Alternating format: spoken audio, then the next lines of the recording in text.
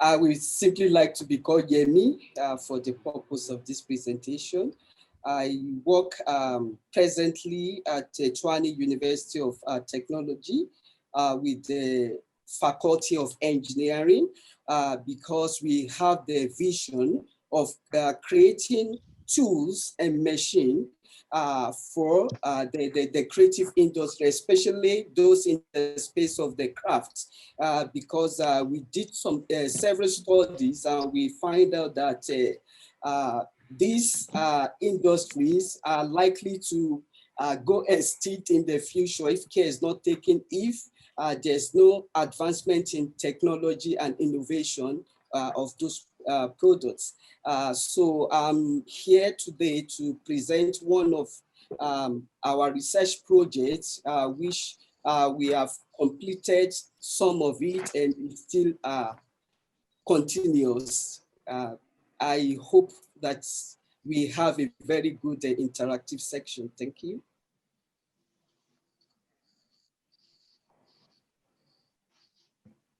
Thank you too. You can start with your presentation. All right.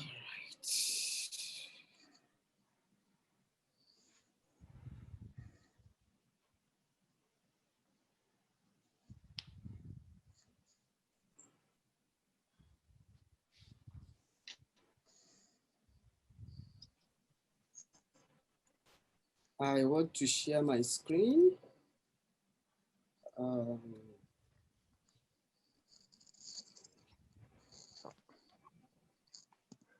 While you're getting ready to share your screen, I can maybe just tell you that you're part of this is CBN, this is Creative Business Network Science, where we this fall focus on scientific research in the field of culture and creative industries. Let's see how it's going with the screen sharing.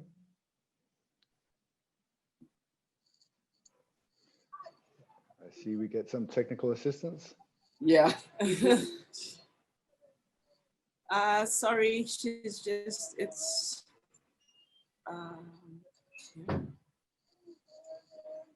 There we go.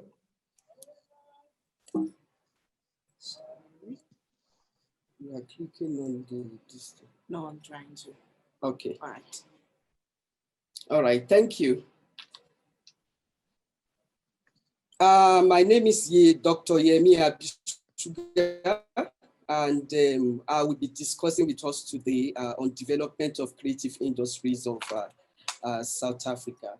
And I'm going to start with the introduction by saying that the Minister of Art and Culture for South Africa in person of Mashatile in 2011 states that the promotion of creative industries is yet to be incorporated into the industrial and economy policy space of the country.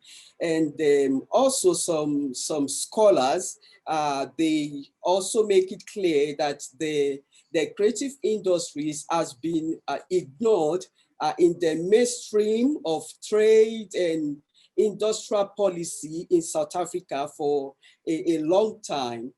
And also in 2015, the labor market dynamic survey of South Africa make it known that 6.7% of employment in the country goes to the cultural and the creative industries. And this has make the industry to continue to be a very important industry in the creation of employment and jobs in the country. And also the South African Cultural Observatory, through one of their research, revealed that 57% of the occupation in creative industries are being occupied by men. And also, the observatory also make it clear that women are underrepresented in this industry, especially those under the age of 35. And Also, 34% of cultural workers are young men compared to 42% of male who are also in the cultural workspace.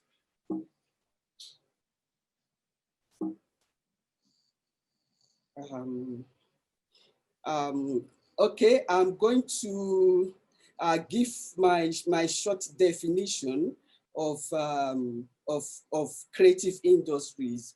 I am going to say that creative industry are those that produces both tangible or intangible, and it has to be artistic through cultural assets. I say cultural assets because, you know, Africa is endowed with a lot of natural resources like the gold, the diamond, the timber, the bamboos, and all these natural resources are mostly what we use in the production of products in services in the cultural industry, which are always produced through knowledge base. The product has to be knowledge based, and I believe it is being produced through skill and talent. Before you can work in the creative industry space, you have to have a skill or a talent in particular, maybe theater or music. At least the skill have to be there, which you are doing in order to create job and wealth, and which also is attached to individual intellectual property. And these are the, according to UNCTAD, they gave the classification of the creative industries as this. And for us researchers in South Africa, for now, we are still working with this classification. And if we can see, I highlighted some in red. These are some of the industries which are peculiar to Africa, but are not yet in the space of the global classification of these industries, which is hairdressing, horticulture, food and catering services. All these industries are very big in Africa, and very soon, if in the process of my research, I'm going to try to define the creative industries in the space of Africa.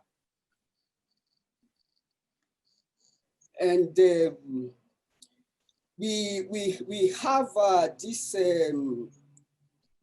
we have this performance, sectoral performance from the UNCTAD, because presently they are the only organization that has done a wide research globally on the creative industries. Nationally, South Africa, we have not done cultural mapping of all the creative industries in the country, and we are still working with the national research done by the United Nations. And you can see from this graph, it shows the top 7 industries that are doing well in the space of South Africa creative industries, which are the arts, audiovisual, design, new media, performing arts, publishing, and the visual art. And we can see from the graph that design as the highest share and the performance of trade more than every other sectors in the creative industries. Sorry, this is on creative exports, South African creative exports between 2002 and 2015. And also for the imports between this year, we also find out that the design also have the highest value, or it does more in performance than other sectors, both in export and even in importations. And we also have these top export partners for South Africa creative industries, and we find out that the creative goods increased considerably, up to 69% of exports in 2015 to mostly African markets, and relatively by 2006, it goes higher, and we find out that United States, Europe, and Namibia, Lesotho, Botswana are the most countries that are partners with South Africa when it comes to exportation of creative goods.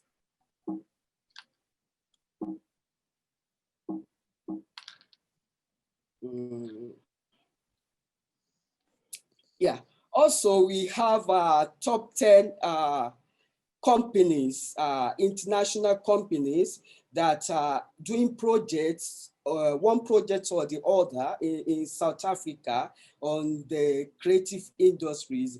And we found out that Ireland has the highest number of global projects, but they have just only 2 projects in South Africa, where UK has 3 number of projects. This is a survey for just 2014 alone. And we have African country, Nigeria. It has just only 1 project, which is with Iroko Partners. And I think the Iroko Partners are into the theater and drama space. Probably Dr. Ola can tell us more about that.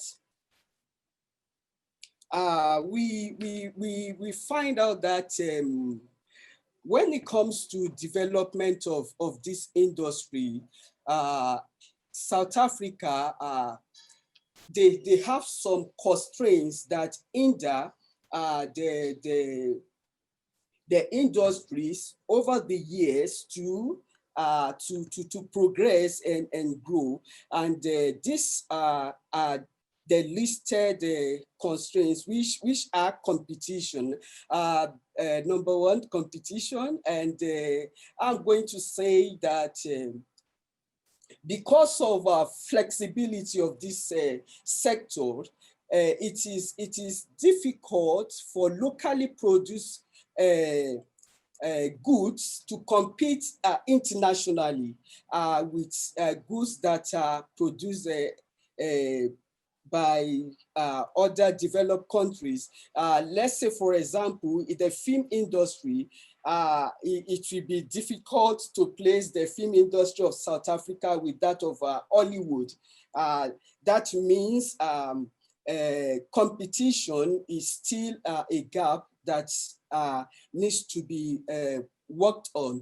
Also, the low level of income, it is seen that a large number of those of workers in the creative industry, they rely on other employments outside from the creative works which they do. And the reason is just because the business or the work which they do in the creative industry is not enough to sustain them. And this is a very big constraint.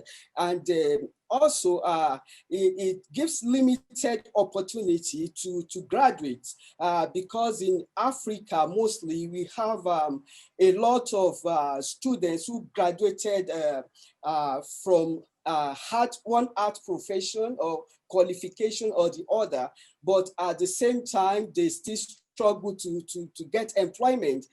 So this is also a big challenge that needs to be looked into.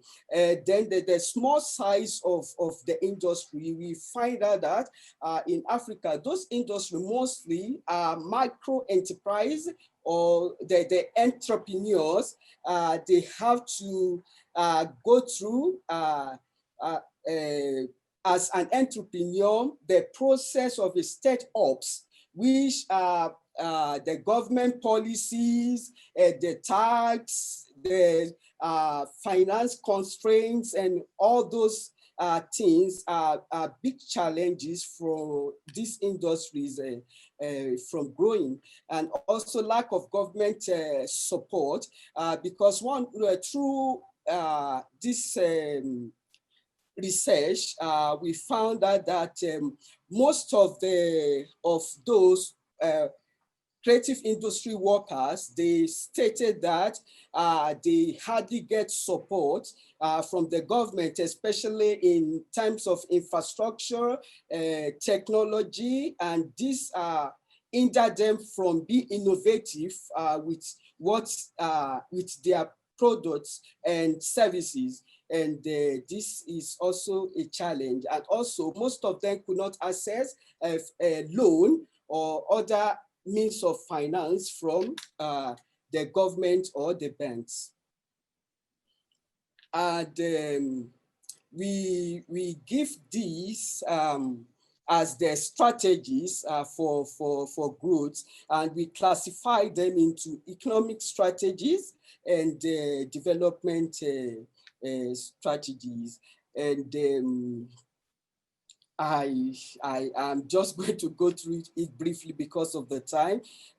Building and empowerment, there's need for improvement on competition, there's need for improvement on infrastructure, promoting the practitioners, promoting innovation, encouraging inclusive economy, most especially women and youth, and also research and development, because we have just limited data when it comes to Africa, especially on the creative industries.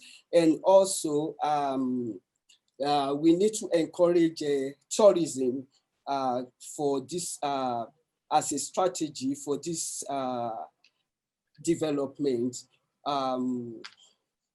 Also, the income generating opportunities, those are development strategies, development of new talents, new idea, promoting the communities, developing the rural areas and the household, and organizing resources for social development, like the government doing more projects and sponsoring more organization, and also identifying all the impediments that hinders the growth of this industry. We as a citizen also, we need to increase consumption of our local products and services rather than on imported goods. And also, we need to support the vulnerable society by increasing the infrastructure.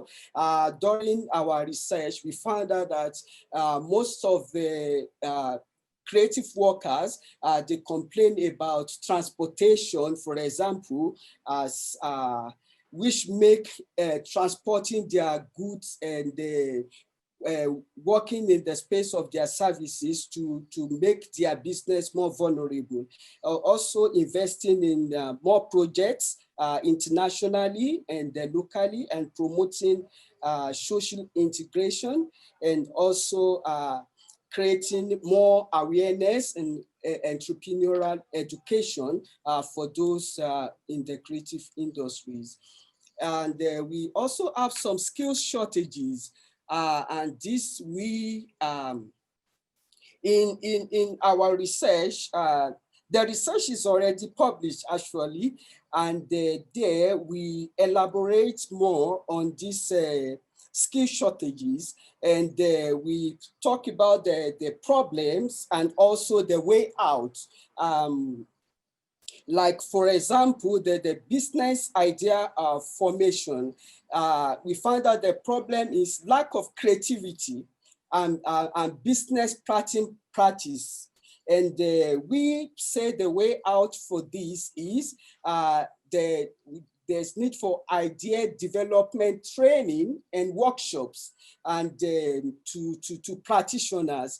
And this could be a way out to this idea formation challenge. Also, I'm going to go to decision making, which is also the creative workers are not so versatile when it comes to, they are not fast at decision making, and this is affecting their survival as a business owner. And we say that the way out for this is more education and training. We see that most of these skill shortages, at the end of the day, most of the solution, we still need to talk about education and training, which is lacking greatly in the creative industries.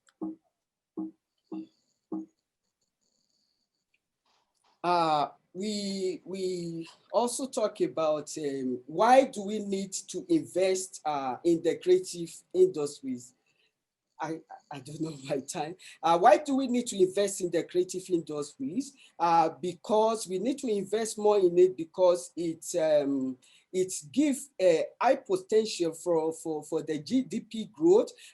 It assists with creation of wealth and local and regional development, interaction with other industries. We see the creative industry cannot on themselves stand alone. They still have to work, most especially one way or the other, with the manufacturing industries, agriculture, and the rest of them. And also, there's need to invest in this industry because it creates opportunity for social well-being of the unemployed in the country. It creates a lot of employment for people. And also, we need to invest on it because presently Africa, we have shortage of skills, which make unemployment a big deal, especially for the youth. And with that, we need to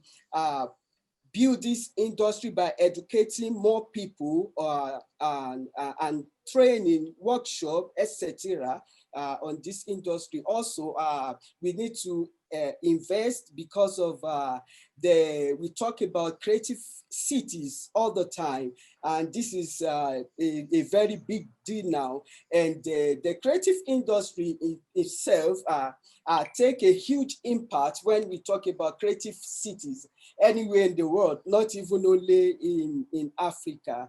And we gave recommendations that it is necessary for South Africa to work on the legislative framework on the 3 spheres of government, which is the local, the national, and the provincial, and make sure that they undertake a local cultural policy by working together with the creative industry workers so that they will be able to integrate the creative industries into the national policy, and also they need to, we in the academics, we've been coming up with a lot of policies. So it is time for them to really actually implement most of these cultural policies if we are really mindful about the growth and development of these industries. And in conclusion, I'm going to say that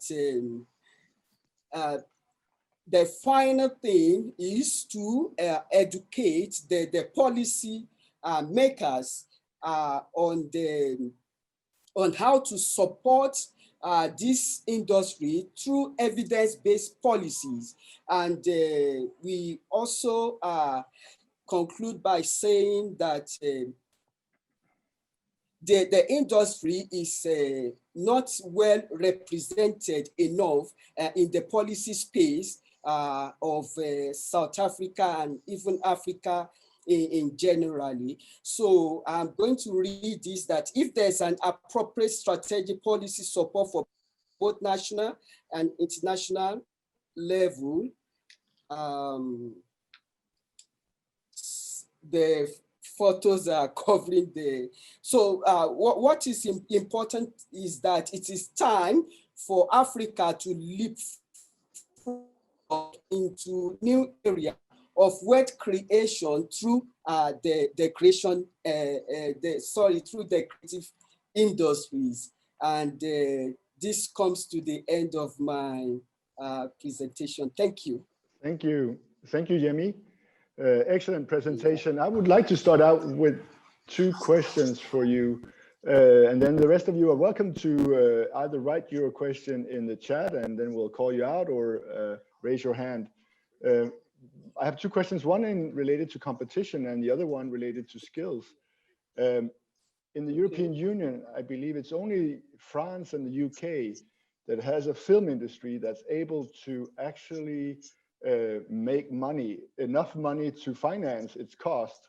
In a small market like Denmark with 5.6 million people, a movie made in Danish can hardly ever make its money back because of the cost related to making it.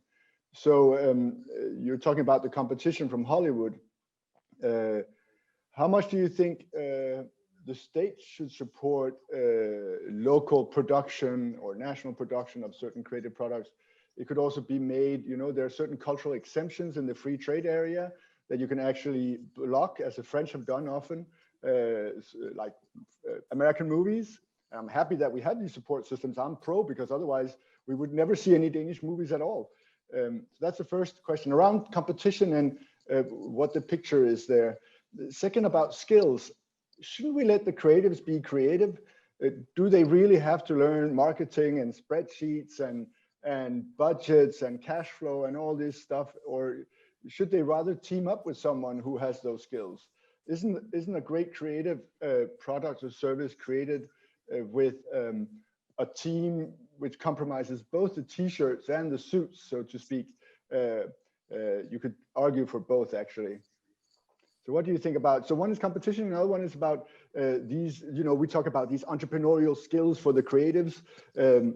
Is it really that, or is it like, if you look at Disney company and other big creative companies, usually they have a creative outgoing spokesperson, and then they have a Mr. No in the background. Okay, thank you.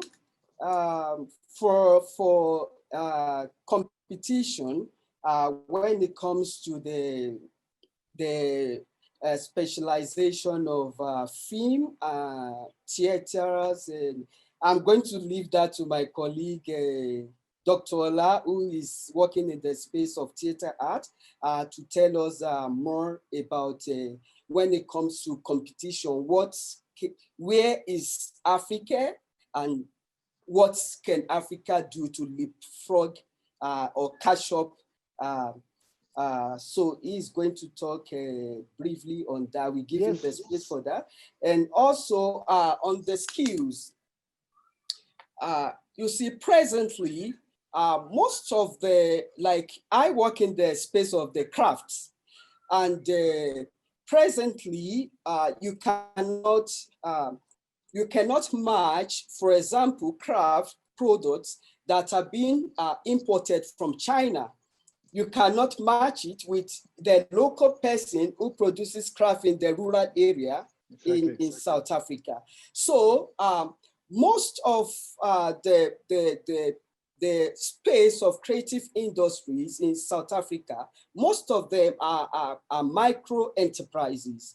And all the constraints of micro business. most of it is education. They don't know how to market their products. They don't even know who are their customers. They're just there struggling with how to sell. So that is just what is in their head, produce and sell. And it is very important and necessary to educate them more about how to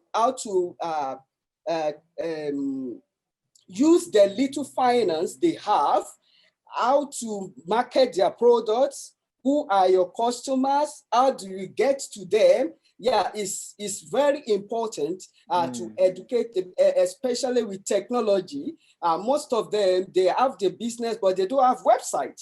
So you see, it's a thing that is growing, and the government is trying their best to help the industry, but I'm sure we'll get there very soon. Thank you. I would like to welcome also Professor Sirai and Dr. Akinola to contribute if they have comments or other questions. I can see in the chat that Frank Vespor has a question related to trade shows and attracting international buyers in South Africa. And I saw that on your top 10 list of companies, they were like the MCI group and others that are more, you know, in the event space, conference space. We also have a question from Theo Omambala about the Nollywood template. Yes, and we have actually in the past had Creative Africa webinars with Bolanle Austin Peter, who wrote and directed the Bling Lingosians. So there's definitely a case for Nollywood. And if you look at Netflix, how many Nollywood movies you have there, it's very, very impressive. But do we have some comments from the other academics here in the webinar?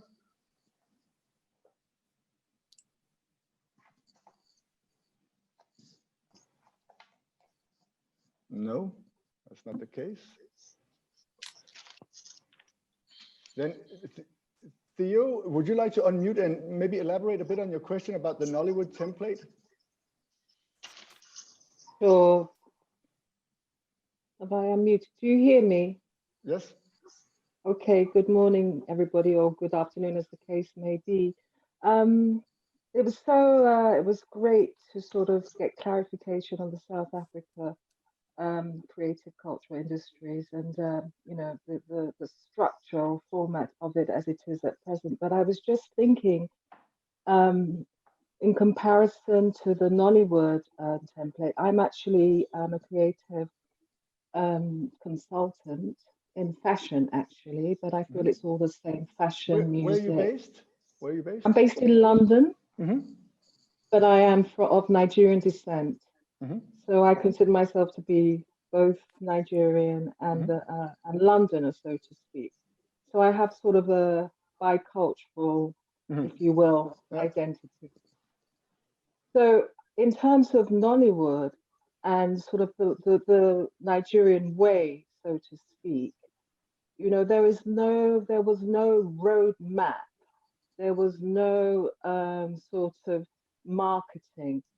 You know, people wanted to tell their story, I think, which is very important. There to tell their own narrative in their own way, and it was in the doing that Nollywood became what it is today. So a group of guys from South Nigeria, Igbo usually, from Onitsha, East Nigeria, started to make films with handheld videos.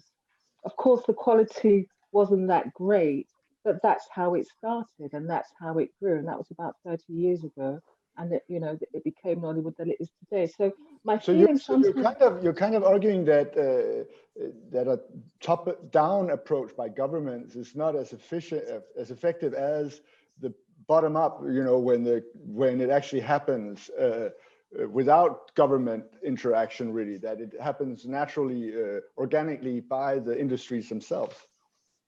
I really do think so. I think that all movements usually start at a grassroots level. until you get to the point where people are seeing that you are actually making money, you know, from what you're doing creatively. And I think that is the creative entrepreneur spirit. You do and create with what you have at the moment and put it out there, especially in this age of internet and streaming and so forth. You know, it's not that expensive to make films. No, we actually have a good example from South Africa. It's something called Lockdown Heights that started this summer and was very successful with artists the actors actually filming their parts of a script in their homes, and then it being broadcast live on. It was an Instavella, they called it. So if you right. look Lockdown Heights, you can see also some mentioning it on BBC.com. Great. We also have a question from Lauren England. You maybe want to unmute yourself, Lauren, and ask your question. Is related to exports and some opportunities and challenging faces the creative industries. Yes, thank you. Well, the first one was in relation to one of Yemi's slides that she had up, showing those partnerships around creative industries. I was just wondering if they had any further breakdown in relation to what sectors were being kind of whether targeted or otherwise in relation to those kind of export and international partnerships. And the second is, and I think you've just given a nice example actually of maybe one of the opportunities that's come out of the COVID-19 situation, whether the pandemic could be served to exacerbate those barriers that Yemi's identified, or whether there are other challenges. Excellent. So questions for you, Yemi. I couldn't hear her. I think she's not audible enough. You couldn't hear the question. Okay, it's about, Yes. let me repeat just briefly that it's about how has COVID-19 impacted your research, or actually the sectors. Are there certain things that have become worse or better? Are there some barriers that have been broken down, or some that have come up due to the COVID-19? Okay. Dr. England, it's good to have you here. The three of us, we just published we just co-author a paper in a book publication. And I'm going to say that since the time of lockdown, we all know this lockdown is not a peculiar problem to a country. So just is something that is global, and is just a great challenging period for all citizens.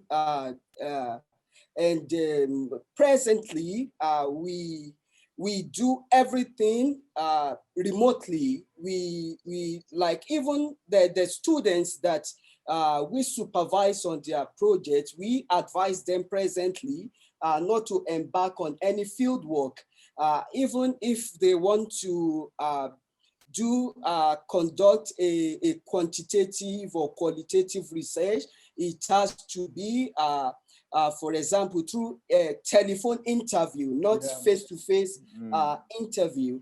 And, but you don't see any industries thriving. Like we had a webinar the other day on internationalization, where there was a Estonian fashion company or fashion textile company that saw their turnover soar by 20 times, simply because they originally were in artificial leather and for fashion, and then they are now in all kinds of filtering textiles for face masks, etc. That it actually has, some industries have actually boomed during the COVID-19 crisis because their services could be digitalized.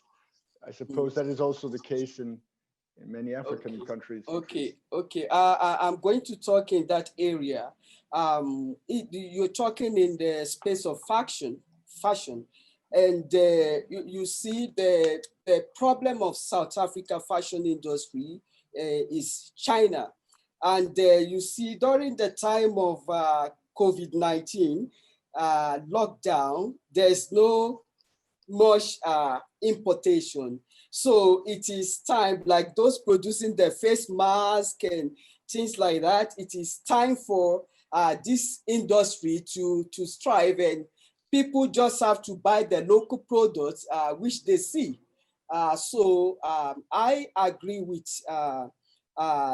the person if they say that, okay, at this fashion space during the lockdown, we are able to break even more than when there was no lockdown. So, yeah.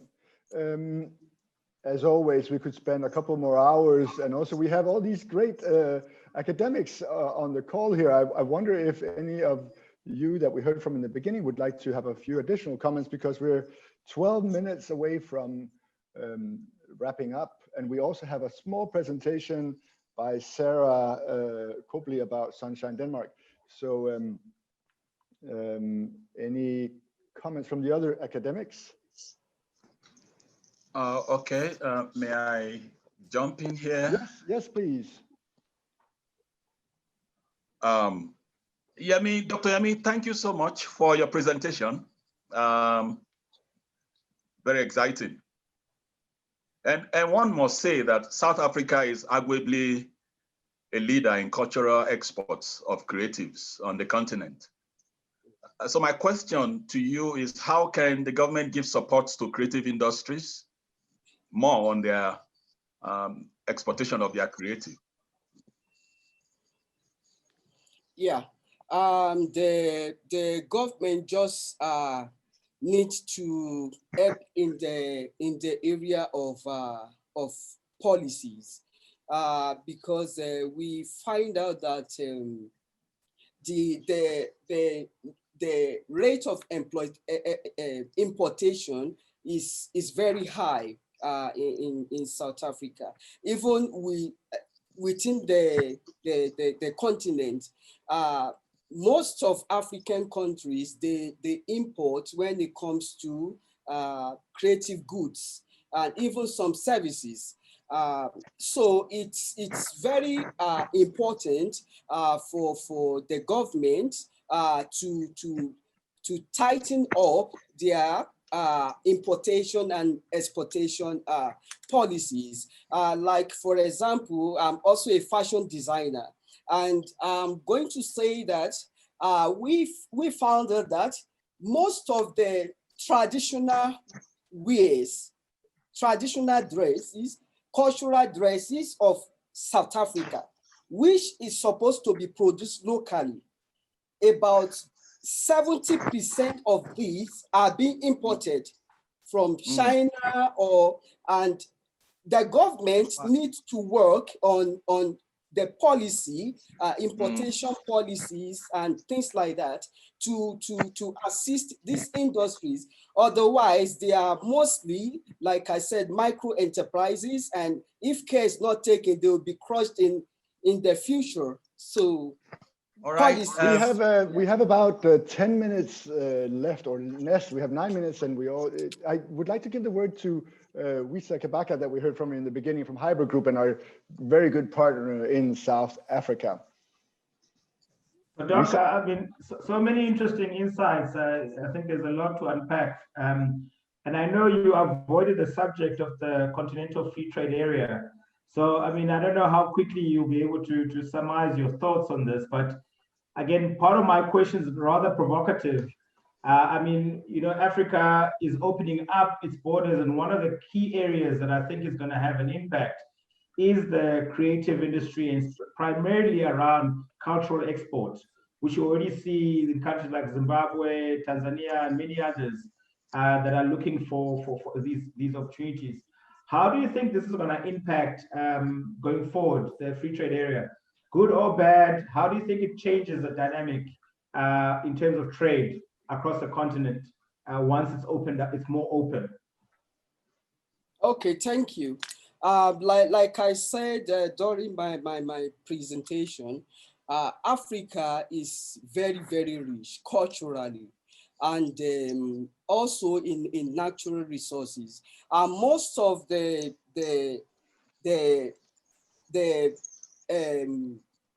materials which we use in the production in most of the sector in this creative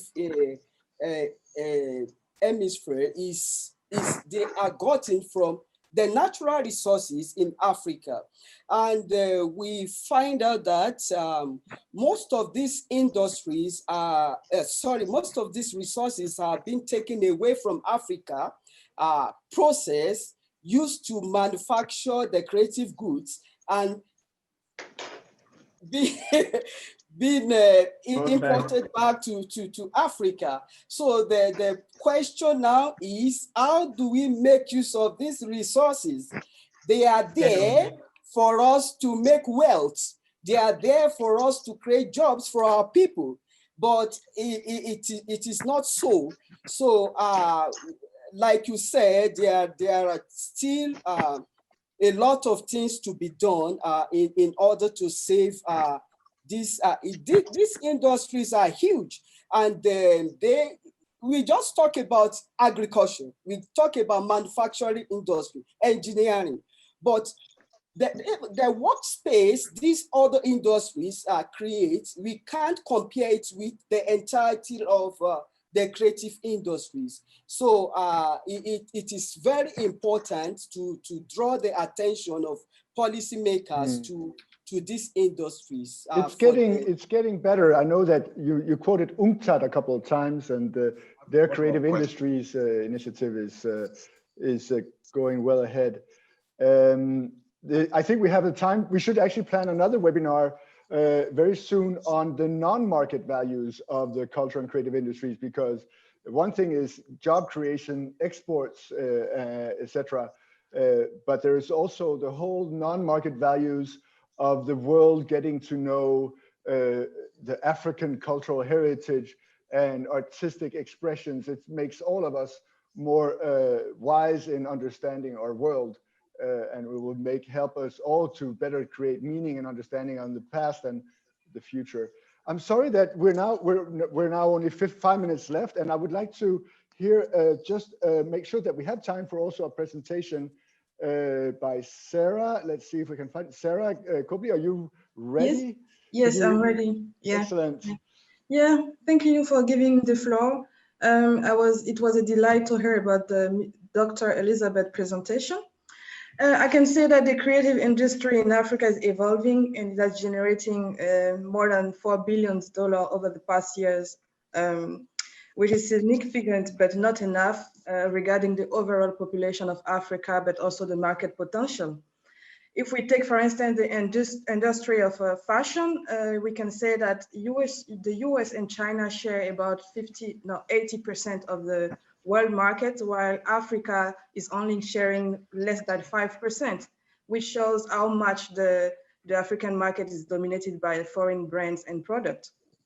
Because the reality is that most of the activities, businesses that in the creative industry are done at the informal level, whether being fashion, music, architecture, movie production, and so on. Why? Because for a long period of time, less attention have been paid to those industries. If you take West Africa and especially French-speaking countries, most of the government efforts have been focusing on building the mainstream schooling system, which was until recently the most secure way for young people to access financial independence. So the most important thing in that countries has been to send children to school and to push them through the different stages of the schooling system, from primary school to graduation, because the level of intellectualism determine the higher social position someone can have, and undertaking higher education was the absolute path for success and social elevation. So generally you become a hairdresser, a carpenter, a singer, a painter, or an actor because you didn't do well at school, and most of them are school dropouts. Jump into the creative industry because parents cannot afford to send their children to the normal school. So it all comes down to how much money I can make if I follow the mainstream rather than jumping into the creative industry. But fortunately, with the advent of social media, the attention is shifting from using the creative industry as only a way to make a living to how talented you are. Because if you're talented, then you have the ability to influence the trend in the industry, to position yourself also. And many designer artists have been discovered through social media. Sarah, we have 2 minutes left, so yes, you need to tell about Sunshine Denmark and what you do. Yes, I've been discovered. So what we're trying to promote is to make sure that we advocate on institutionalizing the sector, structuring it so that it can raise the quality standard, create sustainability, and so that entrepreneurship can be in the creative industry can be regarded as valuable as following the mainstream schooling system. So that's what we're trying to do in Sunshine Denmark. Okay, well, excellent. Sorry, that was very short now, but thank you. If you are welcome to share the link to your initiative in the chat, and also we will also send it, of course, to all the participants in this webinar. We're making these series of webinars focusing on scientific research in the field of cultural creative industries, because often policymakers say that we're lacking evidence. We need evidence-based policies. And if there's something that, well, we know that not all politicians listen to scientists, but some really do, and that's why we want to highlight it. What are really the basics, facts, and what are the recommendations from the scientific field? We have here now just a minute left, and I would like to give the word just to Georgios, and then I will end with a thank you to Dr. Yami. Thank you very much for today. It was an amazing experience and an insightful presentation by you, Yemi. I want to thank each speaker, Dr. Akinola, Professor Shiragi, Rasmus, Vuyisa, Sarah, and everyone who participated in the webinar today. Don't forget to wish Yemi happy birthday tomorrow. She's having her birthday. Happy birthday. Happy birthday. Happy birthday, Yemi. Tomorrow. And get ready for the next week's seminar, in which we'll discuss about creativity and music with Mats Krog from Aarhus University of Denmark and Daphne Hall from Iceland University of Arts. Thank you for today and see you next week. Excellent. So come back next Thursday for another CBN Science on music, and happy 29th birthday tomorrow. 58.